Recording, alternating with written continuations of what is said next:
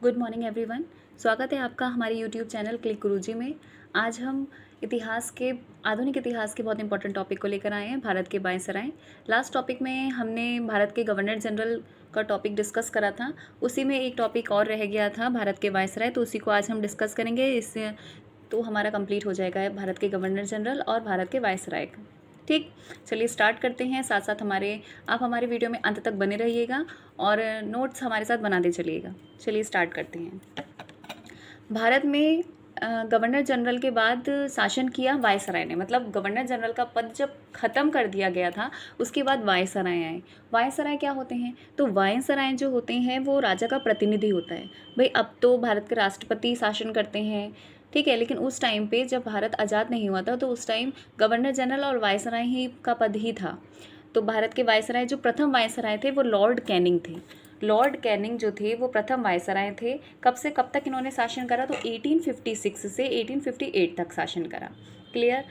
इनके शासनकाल में क्या क्या घटित हुआ? तो भारत के प्रथम वायसराय कहे गए। बिल्कुल डायरेक्टली क्वेश्चन, ये जितने भी पॉइंट्स हैं इससे डायरेक्ट क्वेश्चन बनते हैं। भारत के प्रथम वायसराय थे।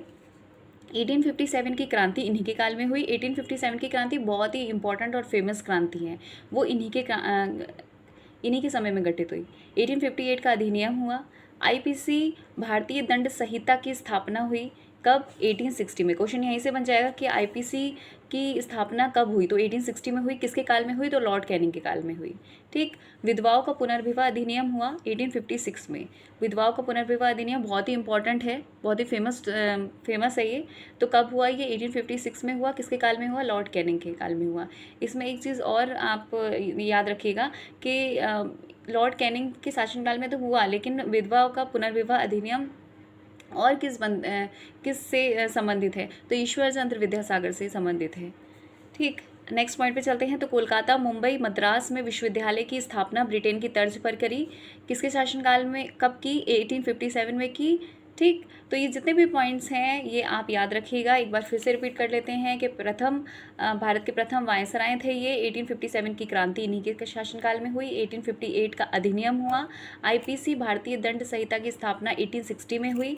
विधवाओं का पुनर्विवाह अधिनियम 1856 में आया।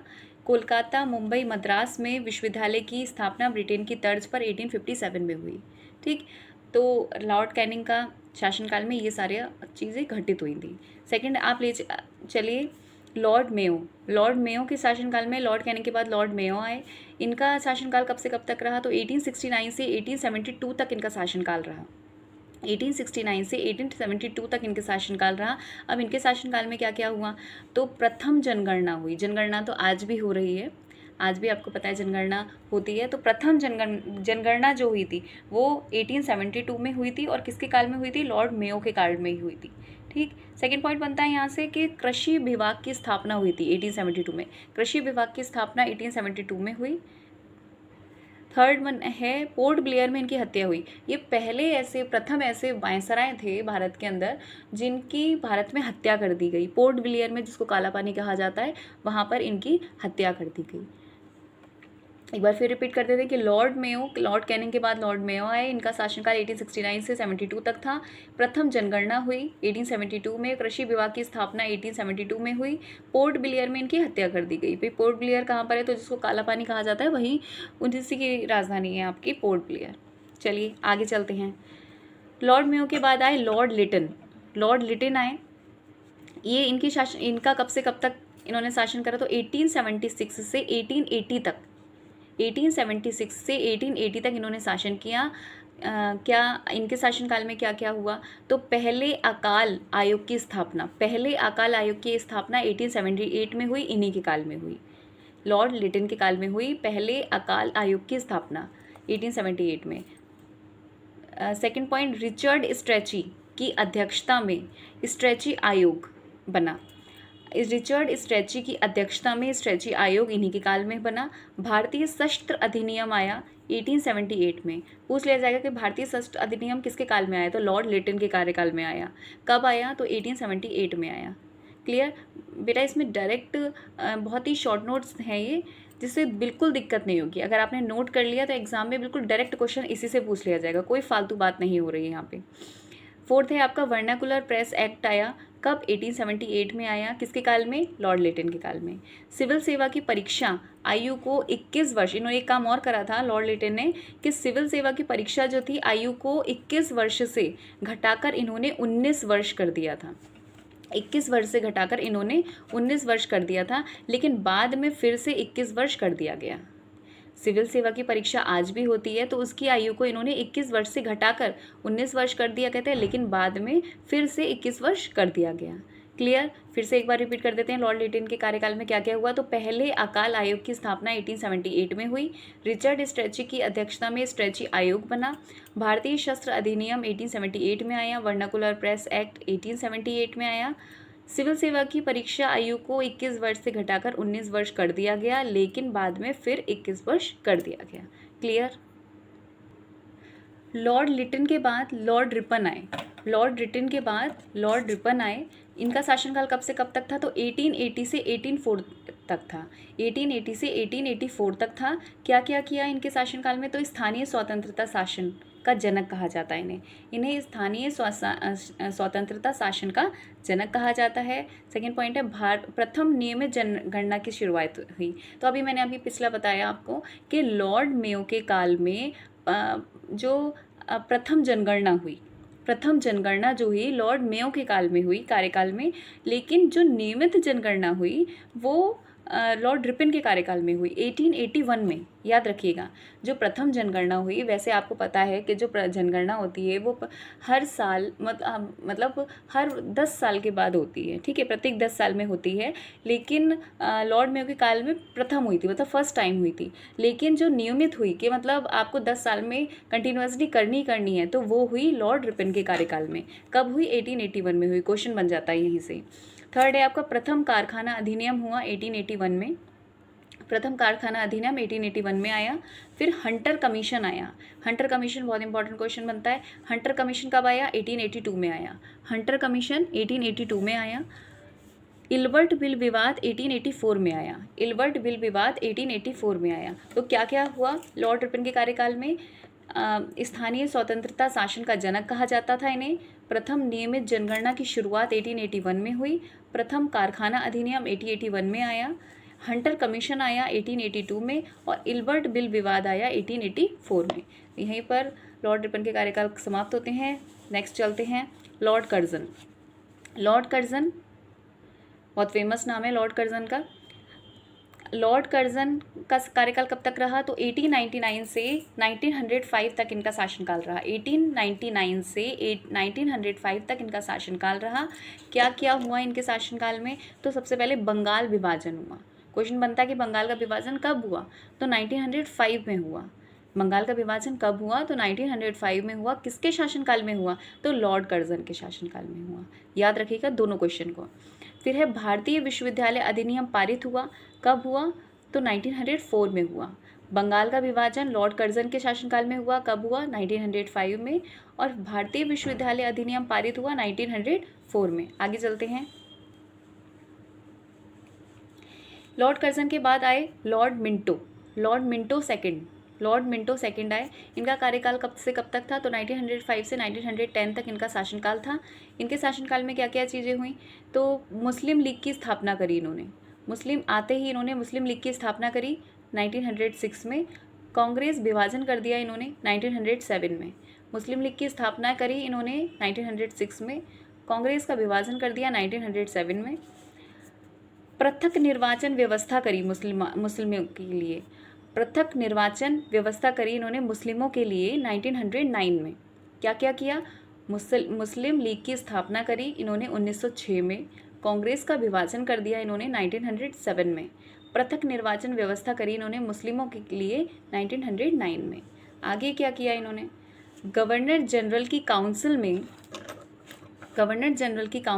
काउंसिलिंग में इन्होंने एसपी सिंह की नियुक्ति की। गवर्नर जनरल की काउंसिल में इन्होंने एसपी सिंह की नियुक्ति की। क्लियर? एक बार फिर रिपीट करते हैं लॉर्ड मिंटो के कार्यकाल को। तो मुस्लिम लीग की स्थापना करी इन्होंने 1906 में। कांग्रेस का विभाजन करा 1907 में। पृथक निर्वाचन व्यवस्था करी इन्होंने मुस्लिमों के लिए 1909 में। और गवर्नर जनरल की काउंसिल में इन्होंने एसपी सिंह की नियुक्ति कर डाली। अब लॉर्ड मिंटो के बाद आए लॉर्ड होर्डिंग। लॉर्ड होर्डिंग आए सेकंड 1910 से 1916 तक। लॉर्ड होर्डिंग सेकंड सेकंड क्यों लिखा है, क्योंकि जो आपके गवर्नर जनरल थे वो भी एक लॉर्ड होर्डिंग नाम से थे, तो इसलिए लॉर्ड होर्डिंग सेकंड है ये। 1910 से 1960 तक इन्होंने शासनकाल करा। क्या क्या हुआ इनके शासनकाल में, तो बंगाल का विभाजन हुआ 1911 में, नहीं सॉरी, बंगाल का विभाजन तो कर्जन ने किया था 1905 में। इन्होंने क्या कर दिया कि बंगाल के विभाजन को रद्द कर दिया। लिख दीजिए यहाँ पर, बंगाल विभाजन को इन्होंने रद्द कर दिया। बंगाल विभाजन को इन्होंने रद्द कर दिया। ठीक। दिल्ली को राजधानी बनाया 1912 में। दिल्ली को इन्होंने राजधानी बनाया 1912 में। बनारस हिंदू विश्वविद्यालय BHU की स्थापना की गई 1916 में। क्या क्या किया लॉर्ड होर्डिंग ने, तो बंगाल विभाजन किया, बंगाल विभाजन को रद्द किया। बंगाल विभाजन करने वाले नेता वायसराय कौन थे, तो लॉर्ड कर्जन थे, लेकिन इनको रद्द किसने किया, लॉर्ड होर्डिंग ने। कब किया, 1911 में। दिल्ली को राजधानी बनाया गया 1912 में। पहले राजधानी कौन सी थी भारत की, तो कोलकाता थी। फिर उसके बाद 1912 में दिल्ली को राजधानी बनाया, किसने बनाया, लॉर्ड होर्डिंग सेकेंड ने। बनारस हिंदू विश्वविद्यालय की स्थापना की गई कब, 1916 में। क्लियर, आगे बढ़ते हैं। फिर जेम्स फोर्ड आए। जेम्स फोर्ड का कार्यकाल कब से कब तक था, तो इन 1916 से 1921 तक इनका शासनकाल रहा। इन्होंने क्या क्या किया अपने शासनकाल में, तो होम रूल आंदोलन हुआ। होम रूल आंदोलन हुआ 1916 में। रोलेक्ट एक्ट आया, बड़ा फेमस एक्ट था ये, जिसको काला कानून कहा गया, वो 1919 में आया। खिलाफत आंदोलन हुआ और असहयोग आंदोलन हुआ 1920 में। ये सब किसके शासनकाल में घटित हुए घटनाएं, ये जेम्स फोर्ड के कार्यकाल में। होम रूल आंदोलन आया 1916 में। रोलेक्ट एक्ट आया 1919 में। खिलाफत आंदोलन आया जेम्स फोर्ड के कार्यकाल में, और असहयोग आंदोलन 1920 में। आगे बढ़ते हैं। अब आए लॉर्ड इरविन। जेम्स फोर्ड के बाद लॉर्ड इरविन आए। इनका कार्यकाल कब से कब तक था, तो 1926 से 1931 तक था। 1926 से 1931 तक था।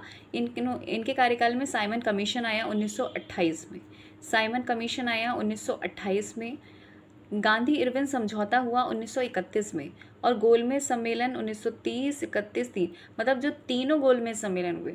अब तक कितने गोलमेज सम्मेलन हुए, 3 हुए हैं। तीनों में किसने भाग लिया है, पता है आपको?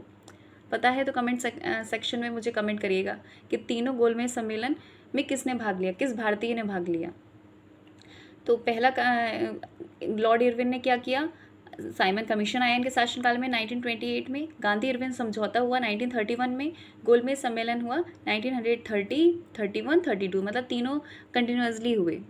ठीक, क्लियर, आगे बढ़ते हैं। ठीक है, अब इनके बाद आए लॉर्ड लिनलिथगो। लॉर्ड लिनलिथगो आए।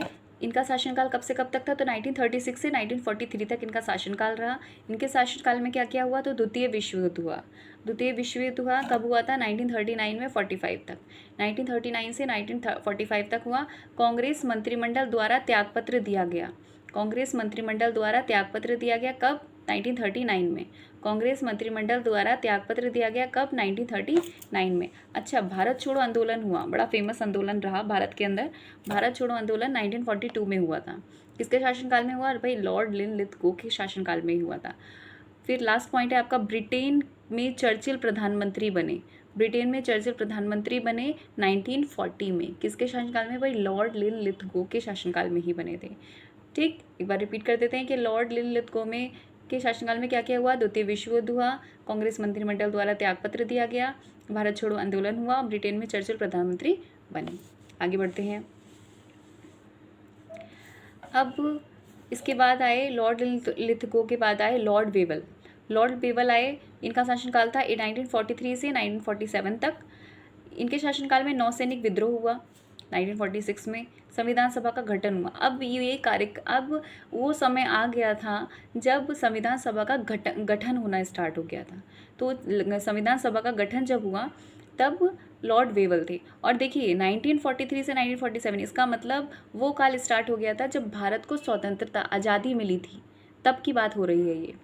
ठीक, तो संविधान सभा का गठन उस टाइम होना स्टार्ट हो गया था। अच्छा, एटली ब्रिटेन के प्रधानमंत्री बने। इस चीज़ को याद रखना कि लॉर्ड लिथगो के काल में तो ब्रिटेन में चर्चिल प्रधानमंत्री बने, और एटली जो थे ब्रिटेन के प्रधानमंत्री बने, वो लॉर्ड बिवेल के कार्यकाल में बने। ठीक है, समझ में आ रहा है? आगे बढ़ते हैं। अब लॉर्ड माउंटबेटन आए। लॉर्ड माउंटबेटन 1947 से 1948 के वही कार्यकाल स्टार्ट हो गया जहाँ देश को आज़ादी मिली थी। तो पहला है पॉइंट आपका, स्वतंत्र भारत के प्रथम गवर्नर जनरल बने। अब भारत आज़ाद हो गया था उस टाइम पे। भारत आज़ाद होने के बाद स्वतंत्र भारत के प्रथम गवर्नर जनरल। अभी तक तो भारत परतंत्र था, अब स्वतंत्र हो गया था। तो जब स्वतंत्र भारत के प्रथम गवर्नर जनरल लॉर्ड माउंटबेटन को ही बनाया गया था। क्लियर? फिर माउंटबेटन के तहत भारत को स्वतंत्रता मिली। माउंटबेटन योजना के तहत माउंटबेटन ने एक योजना बनाई थी, उसी के तहत भारत को स्वतंत्रता मिली। फिर लास्ट है जो वायसराय थे वो लास्ट हैं सी राजगोपालाचारी, सॉरी गवर्नर जनरल। हाँ, जब भारत स्वतंत्र हो गया था तो फिर से गवर्नर जनरल का पद आ गया था। तो इसलिए जो प्रथम स्वतंत्र भारत के प्रथम गवर्नर कौन थे? लॉर्ड माउंटबेटन थे। अच्छा, स्वतंत्र भारत के प्रथम जो भारत के जो गवर्नर थे उनको ही प्रथम और अंतिम गवर्नर कहा गया, वो भारत के थे। तो सी राजगोपालाचारी, ठीक, इनका कार्यकाल था 1948 से 1950 तक। यहाँ इसी के साथ ये हमारा टॉपिक बिल्कुल समाप्त हो गया है। आशा करती हूँ आपको ये टॉपिक अच्छा लगा होगा और आपने हमारे साथ साथ नोट्स बनाते चले गए होंगे। अगर कोई भी वीडियो में कोई दिक्कत आई हो, कोई क्यूरी हो, तो आप मुझे कमेंट सेक्शन में कमेंट करके आप मुझे बताइएगा। ऐसे ही हम और टॉपिक लेकर आएंगे और आपके साथ हिस्ट्री और आपके बुजी के जो है वो कंप्लीट करेंगे। धन्यवाद, थैंक यू।